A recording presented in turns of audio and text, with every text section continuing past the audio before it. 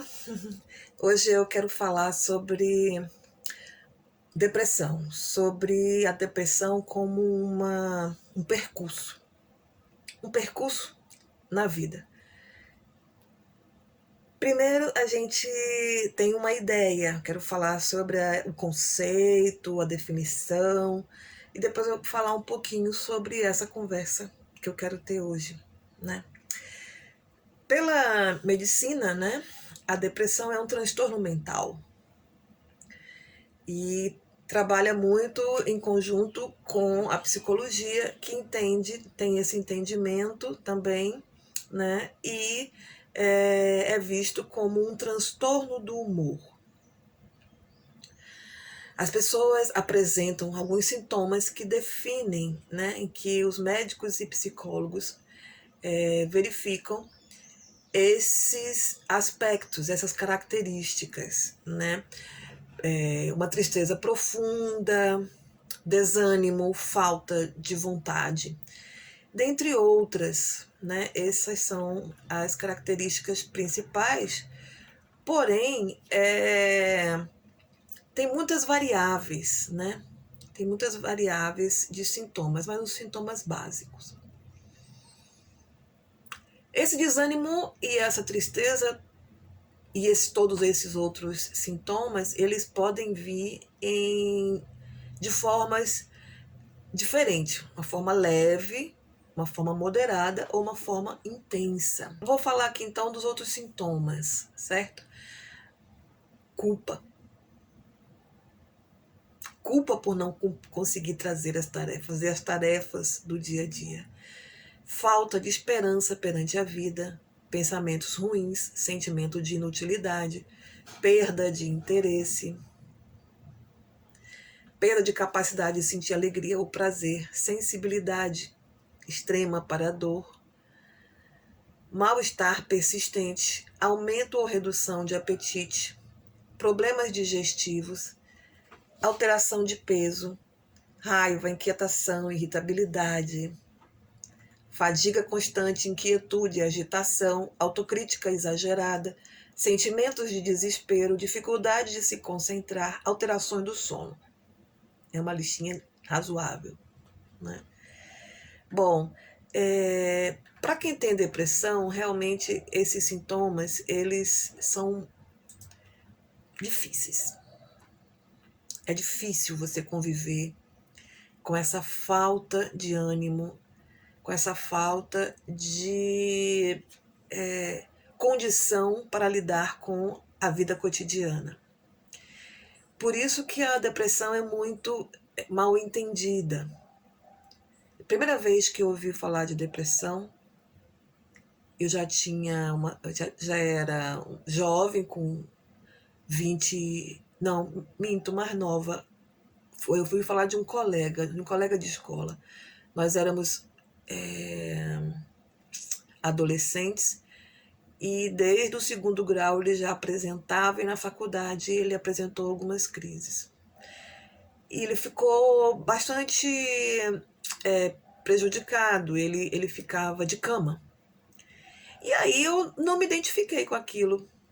Eu senti muito por ele, mas não me identifiquei com aquilo porque eu era muito ativa e sentia muitas coisas, mas eu não compreendia o que significava a falta de ânimo que eu tinha. Eu sentia muita culpa por não ter disposição para fazer as coisas que precisavam ser feitas. E eu levantava da cama com aquele sentimento, que é um sentimento, uma sensação, é uma condição, é um estado em que o seu corpo, a sua mente, olha para a vida, olha para o dia, olha para aquilo que precisa ser feito e diz: não tenho condição. E você, ao sentir isso e olhar para o mundo em que você tem tarefas a cumprir, pessoas te esperando, coisas acontecendo, você se sente muito mal. enquanto você não entende que isso tem causas orgânicas, psicológicas, né, emocionais, genética e também energética, como vamos falar daqui a pouco, espirituais, você se sente extremamente culpado. Como que eu não tenho vontade de fazer o compromisso que eu assumi? Ontem eu estava bem, eu assumi esse compromisso, mas hoje eu não tenho a menor condição. Meu corpo não consegue. Você fica. Tem graus diferentes, mas como eu sinto, é, não me impede de sair da cama, não me impede de andar, mas eu faço tudo com muita dificuldade, com peso, com uma indisposição. A sua mente, o seu coração não estão respondendo. Com o tempo, eu fui percebendo que eu tinha coisas diferentes. Tinha coisas diferentes.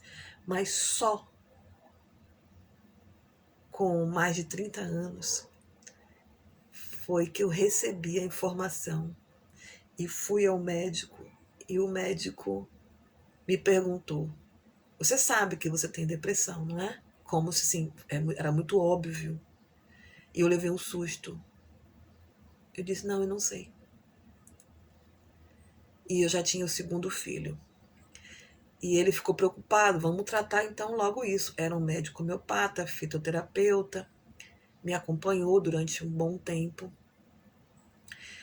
Mas por essa coisa, né, da nossa relação com a nossa saúde mental, passa, entra na lista de prioridade que não é o item número 1.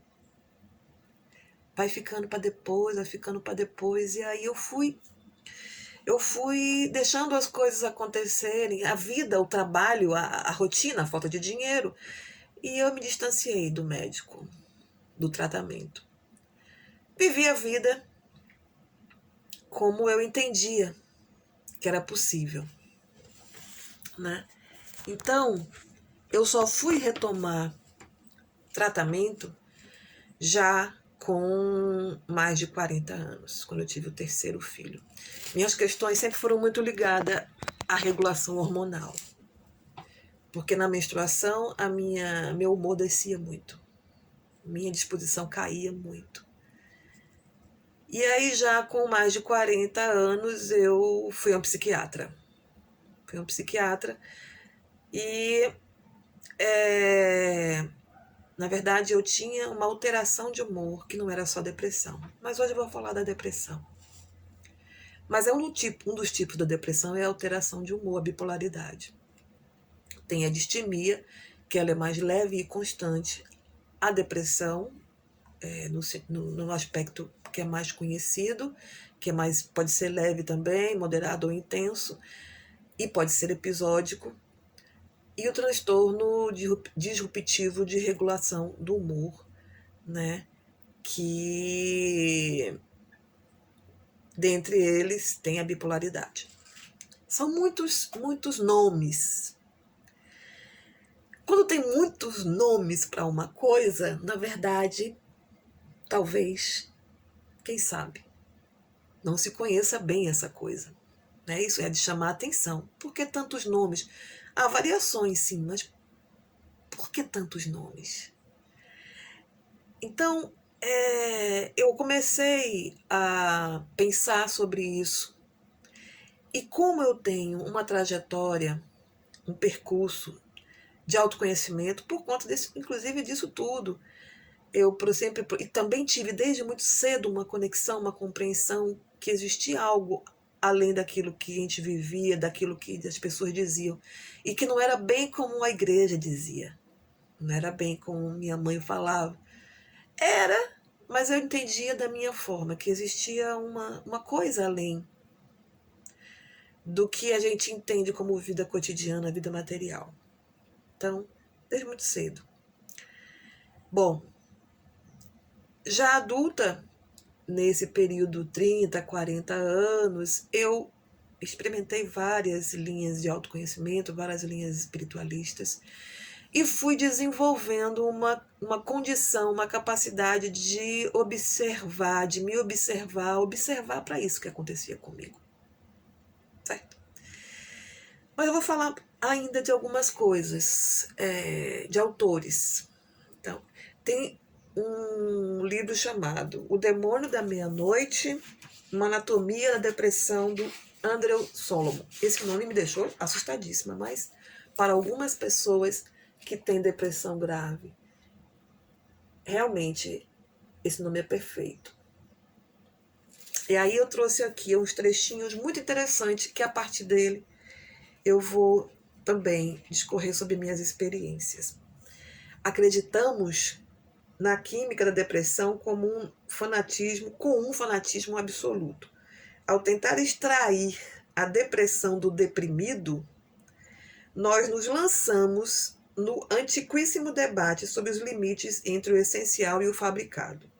Ao tentar separar a doença da pessoa e o tratamento da pessoa, desconstruímos essa pessoa até o nada.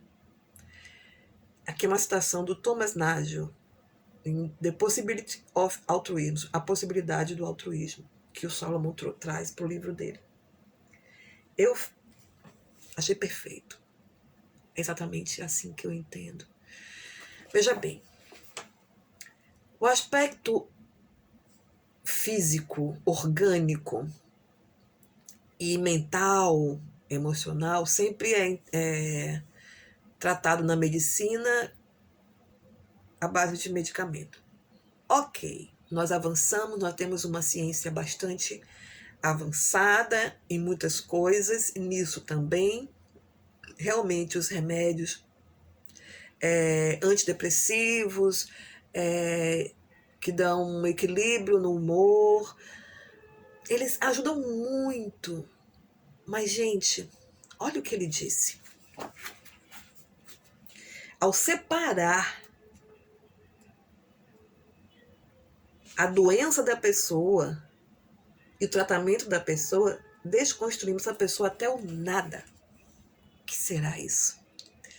Eu tomei medicamento e ainda posso tomar. Estou me preparando para passar por uma outra fase. Tomei medicamento durante um período e senti muita distância de mim mesma. Gente, quando precisa tomar. Foi importante para mim tomar. Foi muito importante para mim tomar. Mas eu tenho um grau leve, né? Quem tem grau médio e moderado, imagino que é extremamente mais difícil passar pela vida sem tomar uma medicação. Mas o que ele está trazendo aqui é além disso. É além da questão do remédio. Vamos ver o outro trecho. Certo? O uso de antidepressivos está aumentando. À medida que as pessoas buscam normalizar o que é atualmente classificado como aberrador, sendo os remédios popularizados e trivializados,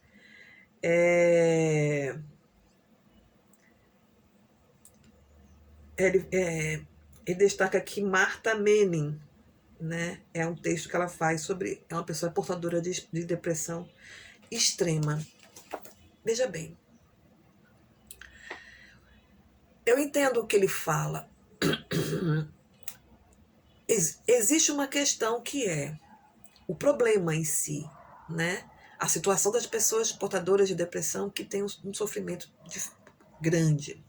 E existe também a banalização do que é a doença. Hoje em dia é muito fácil uma pessoa dizer: estou deprimida, né? E procurar ajuda ou ela mesma ir se medicar, sem ainda investigar direito e sem aprofundar o que é isso, o que é essa falta de ânimo. Eu já passei por muitas fases, sabe? Tem um outro livro aqui que é A Dieta da Mente, muito interessante, que fala de alimentos que aumentam as doenças mentais. O médico faz vários experimentos, ouve várias pessoas, vários tratamentos, e eu já experimentei muito e tiro da minha alimentação, por exemplo, glúten, lactose. E ele comprova que realmente esses alimentos provocam uma inflamação no nosso corpo, uma inflamação no cérebro, inclusive. E a gente vive com esse processo inflamatório, não é inflamação grave, é um processo inflamatório crônico constante, né? E isso cria um desequilíbrio hormonal. Sim, compreensível. Eu vejo a diferença, é gritante a diferença. Mas mesmo tirando esses alimentos que são inflamatórios, o que existe ainda? Existe ainda, porque não é uma cura, e ele fala isso, é uma melhora. Então, existem mais coisas. Desequilíbrio hormonal, mas e quando eu estou equilibrada hormonalmente?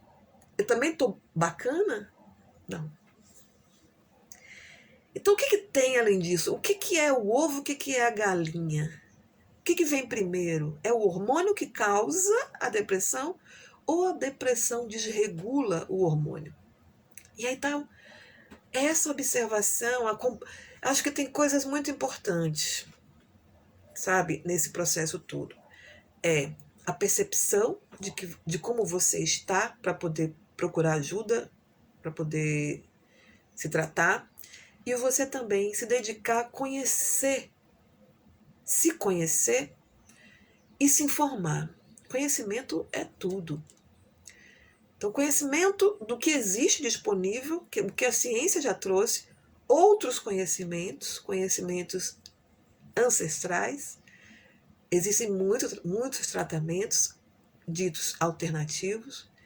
E existe também toda a terapêutica desenvolvida, a psicologia desenvolvida, mas mesmo assim, se você vai conversar com a pessoa que faz tratamento psiquiátrico, que faz tratamento psicológico, ela tá zero de depressão?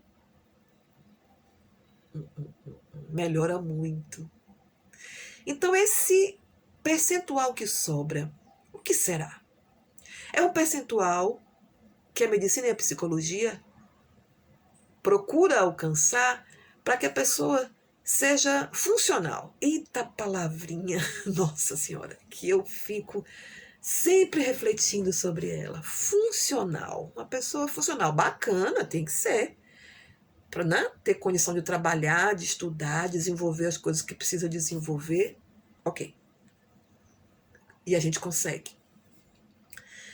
A gente consegue, com isso, usando os recursos da medicina, da psicologia, consegue, com esse percentual que sobra ainda de angústia, de tristeza, de desânimo, lidar com a vida cotidiana.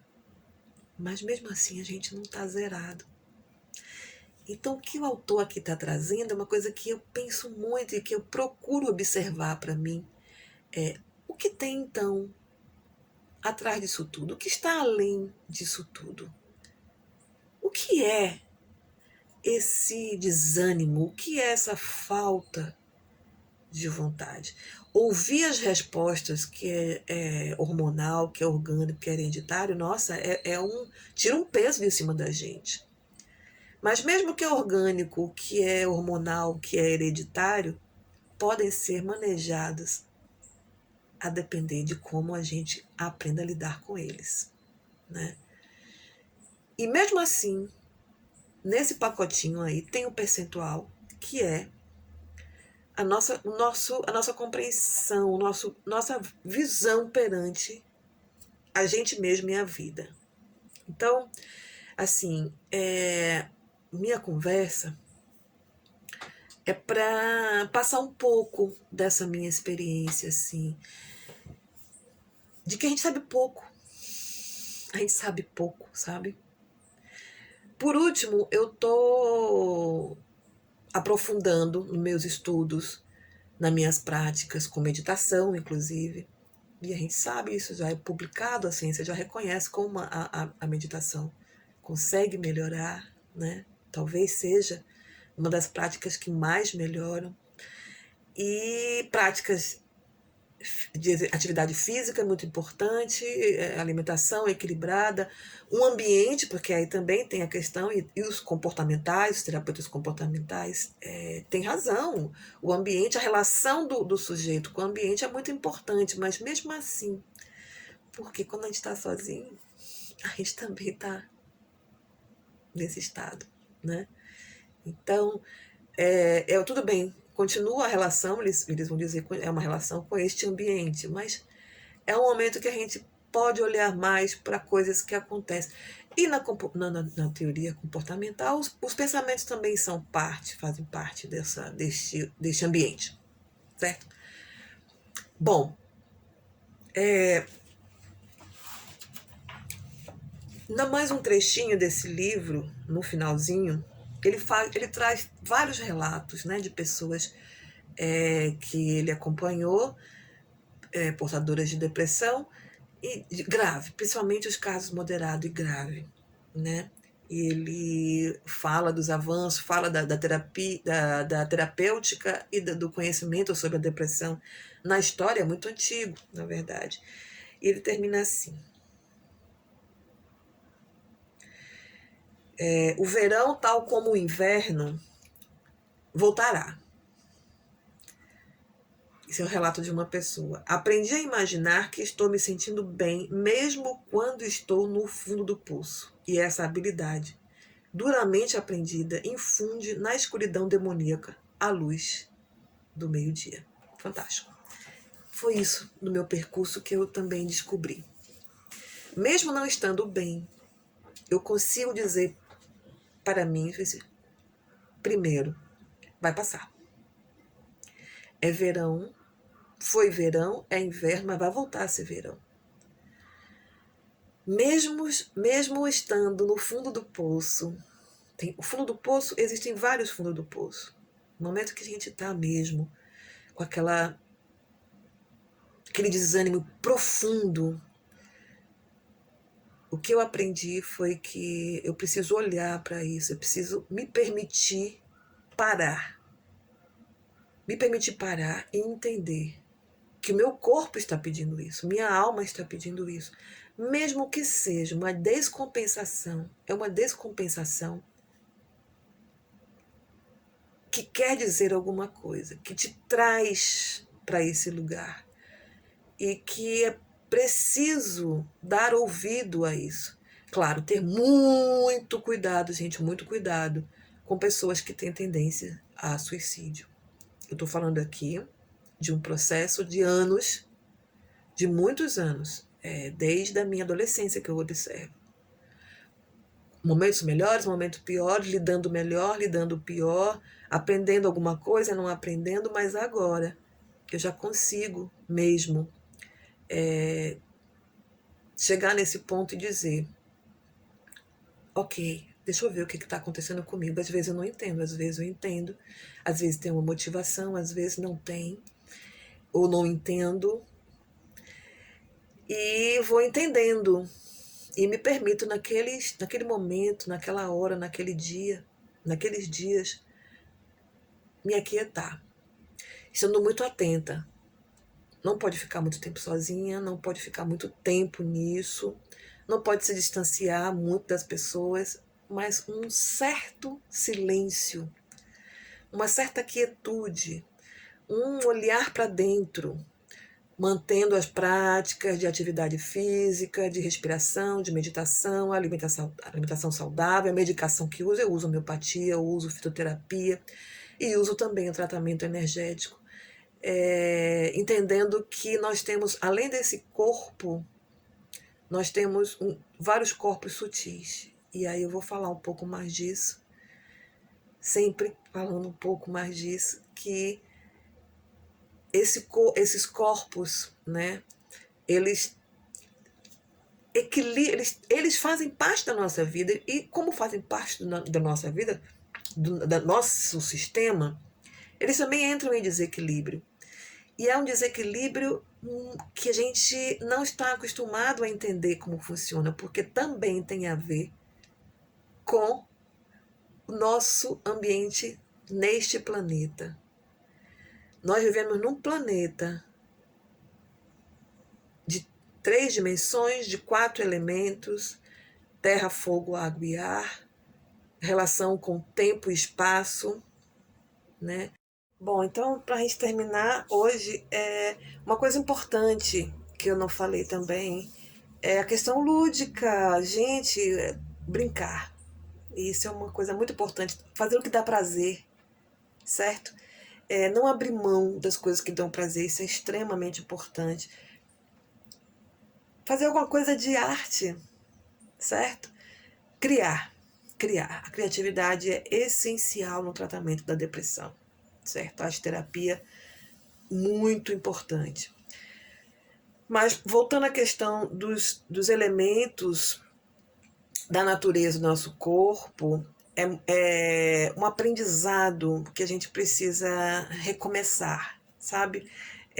Durante muito tempo, né, a ciência nos afastou. A ciência trouxe vários benefícios, mas tem coisas que não foram tão legais assim. Nos afastou desta relação com a natureza. O progresso nos afastou da natureza. O pensamento de que nós somos,